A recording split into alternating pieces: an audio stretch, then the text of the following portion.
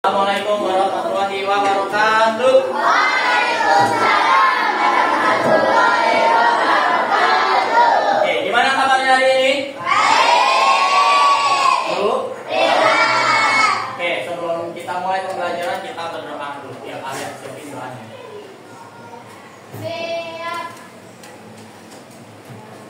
Siap dan mulai.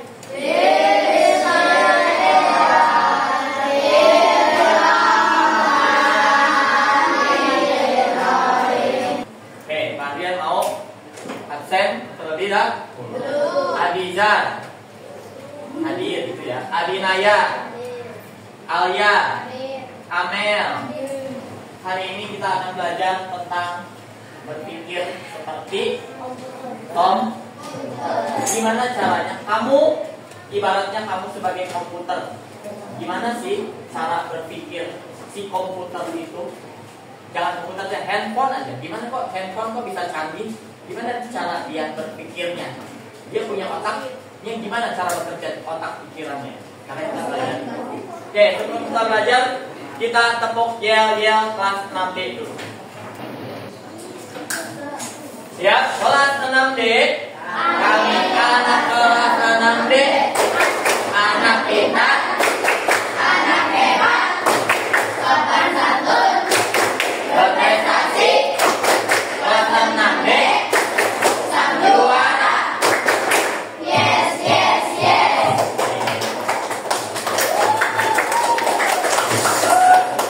Oke, sekarang kalian akan menjelaskan tentang berpikir seperti komputer. Ya, ada yang di rumahnya punya komputer, punya laptop. Nah, gimana sih cara si laptop itu bekerja? Gimana cara si laptop itu berpikir? Oke, lihat video ini.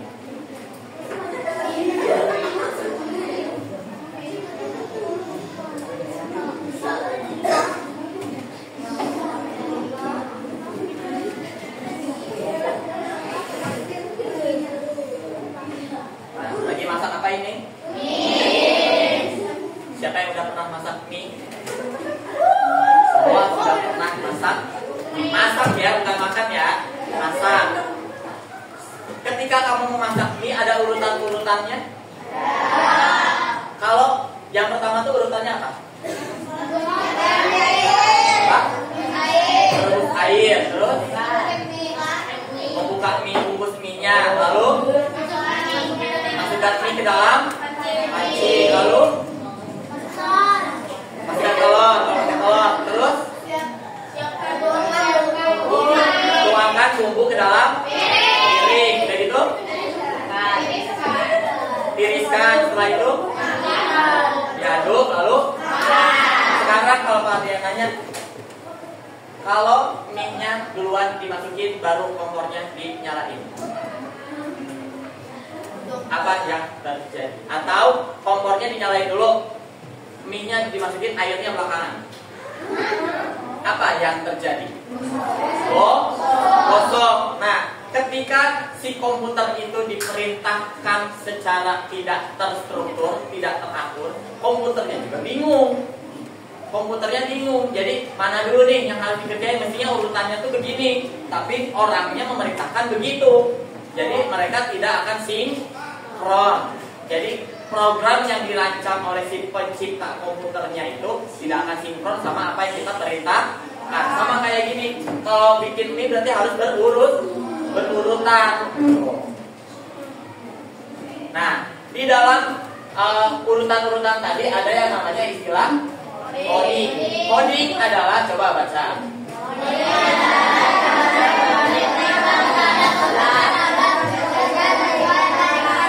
Nah, coding itu adalah perintah ketika kita memerintahkan sebuah komputer atau sebuah robot.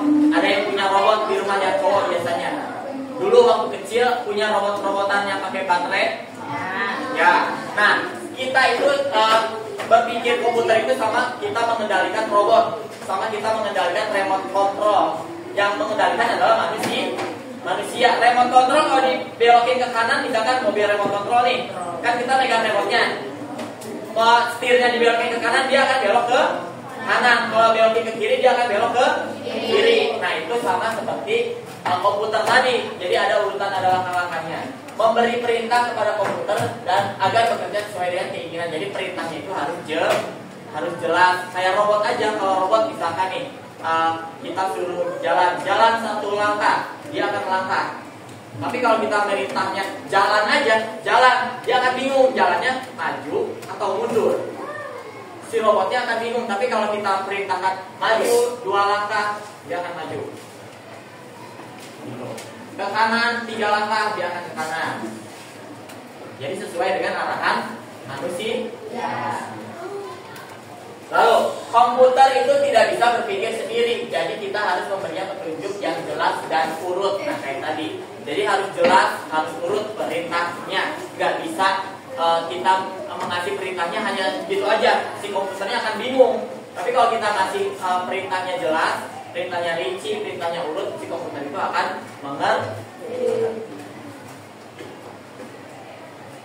Nah, di dalam coding itu ada istilah komputasional. Komputasional itu adalah cara berpikir. Cara berpikir seperti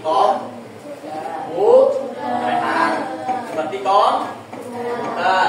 Berpikir komputasional adalah cara menyelesaikan masalah seperti komputer. Jadi kita diajak untuk yang pertama, memecah masalah jadi bagian-bagian kecil. Yang kedua, mencari pola.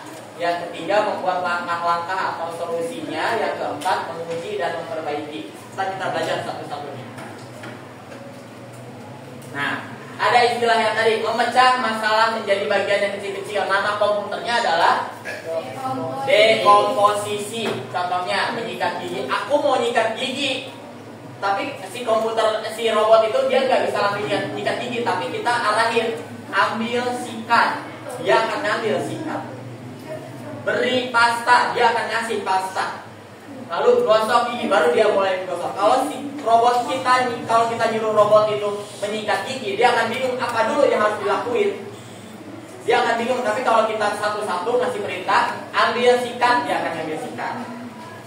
Beri pasta, sikatnya akan kasih pasta. Lalu baru mulai gosok gigi, dia akan mulai gosok gigi. Tapi kalau yang tadi yang Pak Aryan bilang, kalau kita perintahin, coba robot kamu sikat gigi, dia akan bingung apa dulu yang harus diambil. Apakah dia ngambil pasta dulu, apakah dia langsung sikat gigi, apa dia ngambil sikatnya dulu gitu. Dia bingung, urutan-urutannya bingung. Tapi kita harus ngasih pelan-pelan, harus ngasih perintah satu-satu.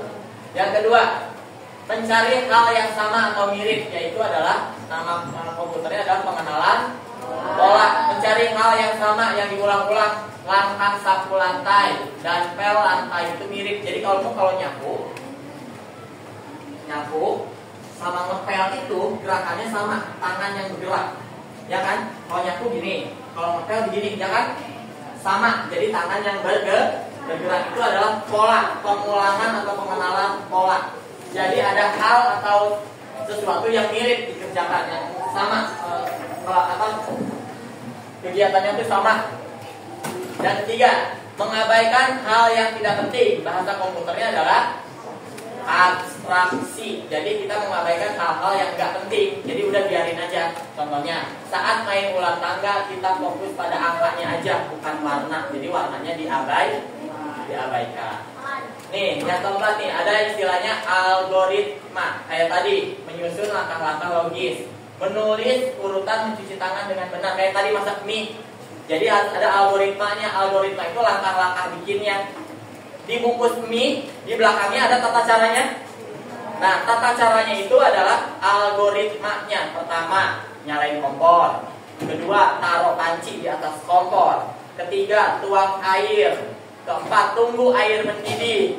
Kelima, masukkan mie. Keenam, buka bumbu, taruh di wadah atau di piring. Kemudian Indomie mie-nya matang, baru dituang. Nah, itu langkah-langkah kayak gitu disebutnya adalah algoritma. Paham sampai sini? Oke. Jadi kamu sama aja kayak kamu pakai sepatu nih. Kamu ketika pakai sepatu, ambil sepatu, masukkan ke kaki kanan, taliin, masukkan kaki kiri, taliin juga. Nah, itu adalah langkah-langkah kayak gitu disebutnya adalah algoritma. Jadi ada langkah-langkahnya. Nih sekarang ada anak lagi pakai baju. Ceritanya anak ini robot. Ada baju ditaruh di tempat tidur. Kamu mau memerintahkan anak ini, gimana caranya?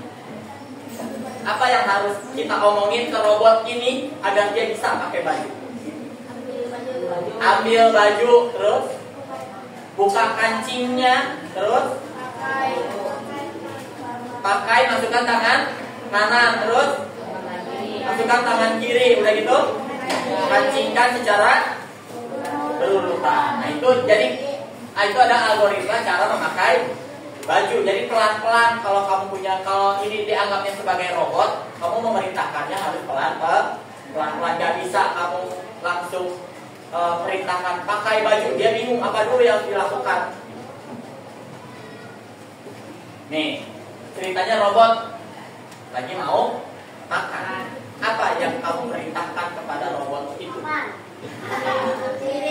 Ambil piring, tuangkan nasi, tuangkan lauk, ambil sendok, terus ambil minum, terus ambil sendok, terus nyerok.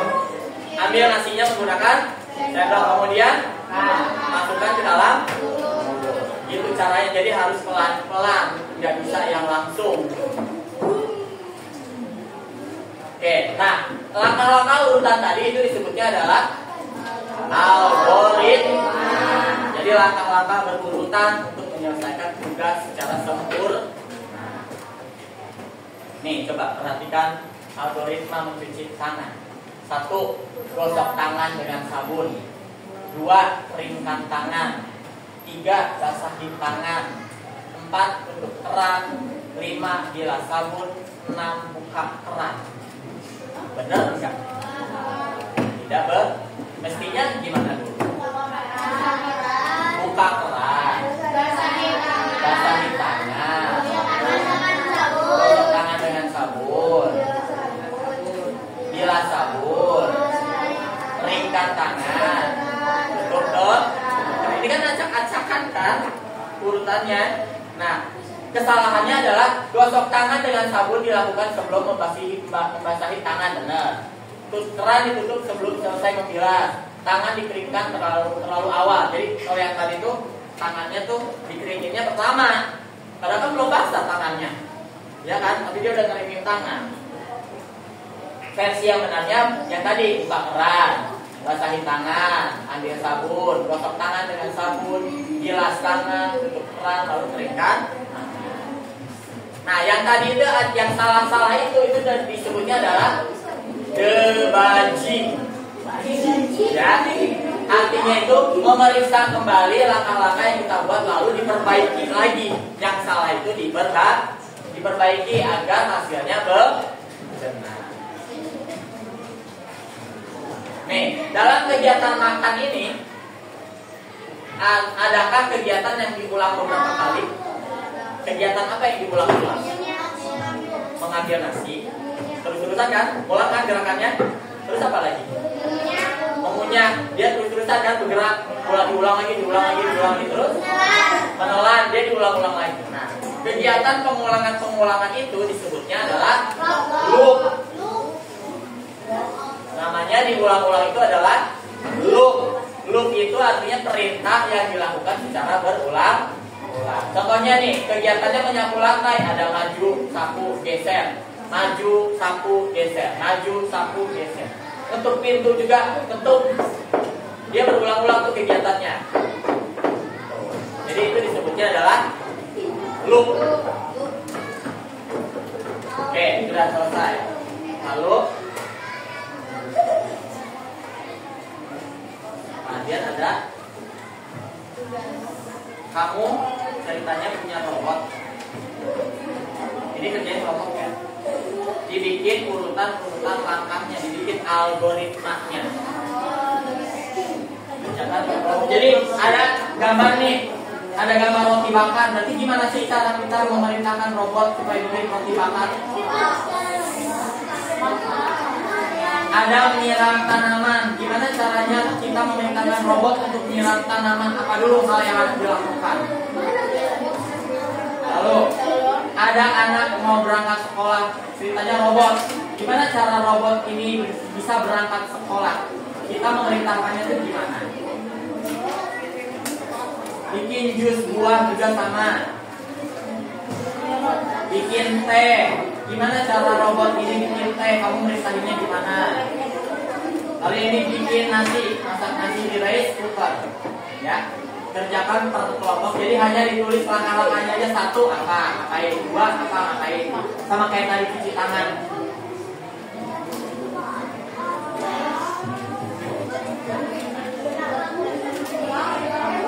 Bareng-bareng.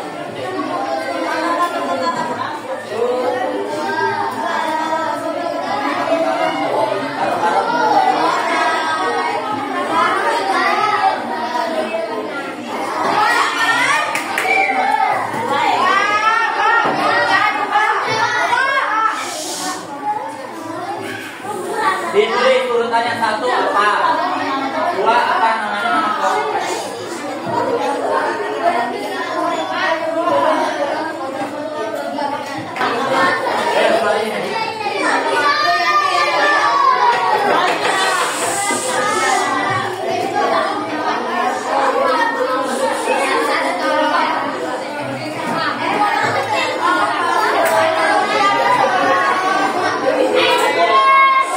Yang lain tenang dulu.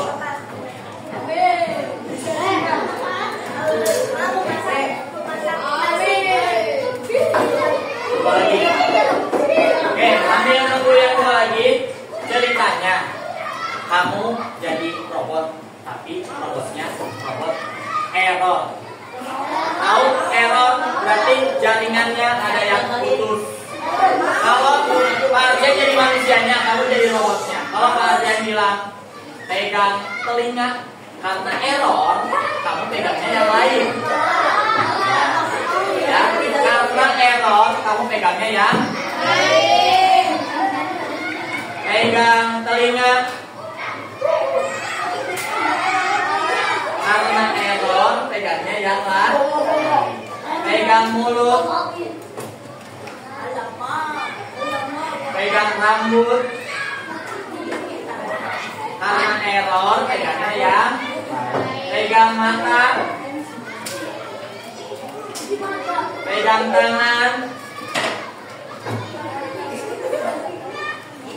pegang hidung, pegang jidat, pegang bibir.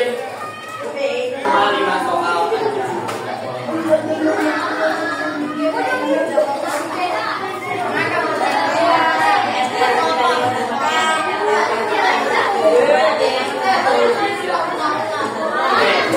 Tadi kita udah kenalan tuh nama-nama istilah yang ada di dalam coding. Selain nama coding, ada istilah nama apa lagi? Ada istilah nama apa lagi?